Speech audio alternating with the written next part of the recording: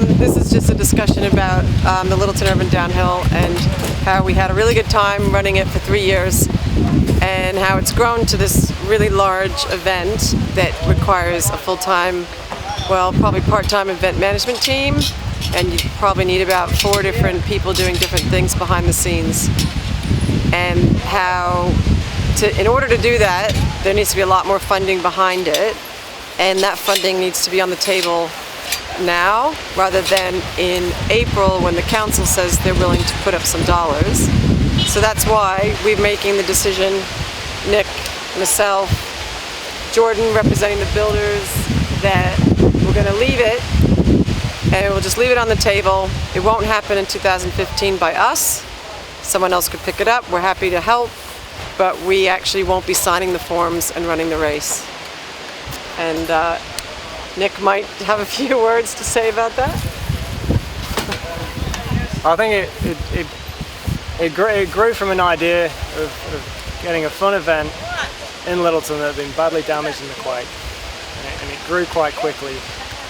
And we just, by the third event, realised that we were struggling to put the required time into the event. We just didn't have enough time as a volunteer workforce to run it properly. Well, I think we ran it properly, but to really make it a bigger event again.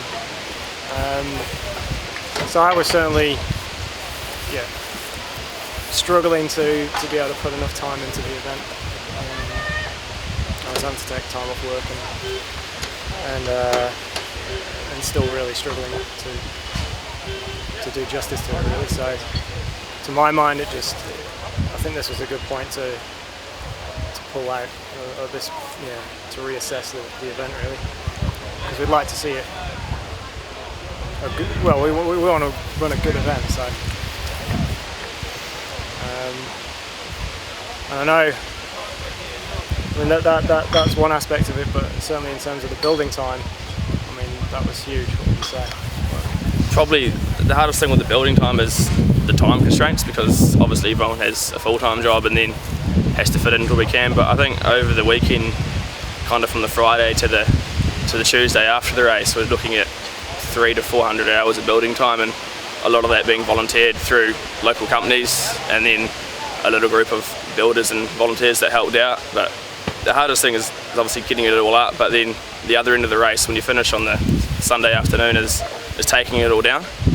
And in an ideal world, it'd be nice to have a week or so before the race to be able to build all the structures, but also to keep the structures you build as well, so we're not having to demolish them every year around. And that obviously involves somewhere to store them and building them properly and having all the equipment that requires the materials to do that. So every year we have to go down and pretty much demolish what we built.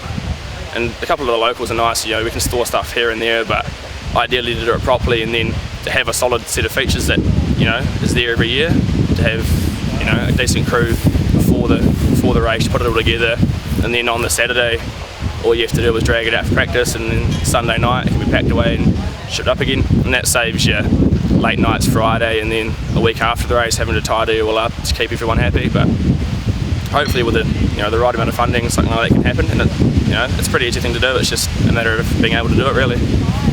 Yeah. It's become it's probably more of a marketing, advertising.